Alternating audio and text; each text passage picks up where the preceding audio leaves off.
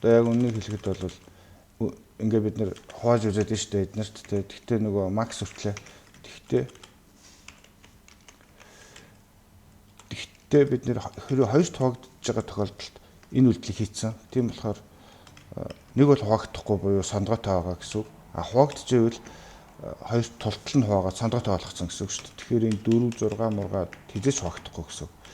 За дараа нь 3-т хуваагдчихвэл бас бид нэр 3-таа тултал нь хуваачих байхгүй. Тэгэх юм бол 3-т түүнээс хойш 6-т хуваагдахгүй гэсэн үг шүү дээ. Тэр доо 3 компонентын зайлуулсан болохоор 9-т бас хуваагдахгүй гэсэн.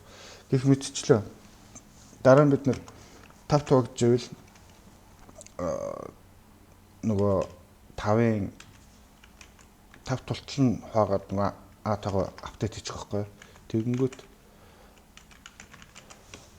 энд хуваагдахгүй гэсэн үг шүү дээ. 5-т хуваагдчихлээвэл нэг бол 5-т хуваагдчихвэл 5 тултал нь хуваагаад 5-т хуваагдахгүй болгоо ичнэ гэсэн үг. Тэгэх юм бол 5 тэгэх юм бол энд хуваагдахгүй үүнээс хойш энэ тоонуудад хизээш хуваагдахгүй гэсэн үг. Тэгэхээр ингэж явсараад дараа нь бид нэр 5 6 бол 6-т хизээч хуваагдахгүй гэдгийг бид нэр ингээ мэдчихэж байгаа байхгүй. Тэгэхээр үүнээс хойш ямар нэгэн тоонд хуваагдчихлээвэл тэр нь анхны тоо гэсэн үг. Тэгээд 7-т хуваагдчихвэл 7 анхны тоо гэсэн үг тий. Ингэж явж байгаад 8-т хуваагдахгүй шүү дээ тий. 9-т хуваагдахгүй, 10-т хуваагдахгүй.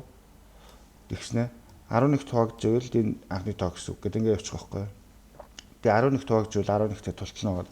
Гэх мэт энэ санаагаар л ерөнхийдөө давтаад явчихад болчихно. Гол нь энэ макс гэдэг хязгаар чинь А чинь багасаад байгаа шүү дээ. Хэрвээ ямар нэгэн анхны тоонд хуваагдчихвэл багасах болгондоо макса бас багасаад ах хэрэгтэй байхгүй юу? Тэгсэн тохиолдолд манай тоо маань хамгийн сүүлдээ А маань нэг бол нэг болно. Эсвэл хамгийн том анхны тоо болно аль нэг нь л гэсэн үг. За энэ бодлыг цаасан дээр янз янзын тоонууд дээр за 60 дээр тий эсвэл 65 дээр ч юм уу туршаад үзэхэд ерөөхдөө гараад ирэндээ. За код энэ бид үзүүлье. Код наа. Энд бэлтгэсэн байгаа. За манай max тий энэ нэг C-ийн нэг юм юу байгаа да.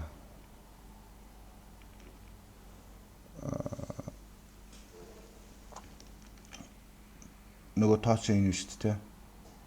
Тэгээд тооноос зур аваад бүхэл integer руу нөгөө юу ч дээ. Нэг юм үлдэл байгаа. За хуваагч мэдээж 2-оос эхэлнэ. 2 анхны тоо. Тэгэл нөгөө хувааж байгаа тоо маань максимум хуваагчаасаа энэсээ баг тохиолдолд энийг давтаад байна гэсэн. Тэгэнгүүт жишээлбэл энэ тэ хуваагдчихвэл энэ анхны тоонд хуваагдчих шүү дээ. Тэгвэл бид нэг хариу олчлоо гэсэн. Түүнээс ч дахиад ийшээ орж ирэх юм бол олдсон хуваагч болгоно анхны тоо гэдгийг нотолцсон шүү дээ. Тэгэхээр тэр манай шийд болоод байна гэсэн үг байхгүй юу? Тэгээ дандаа нэмэгдээд явж байгаа. Хуваагч нэмэгдээд явж байгаа учраас. За тэгээд хэрэг хуваагдчлээвэл тултал нь хуваах хэрэгтэй.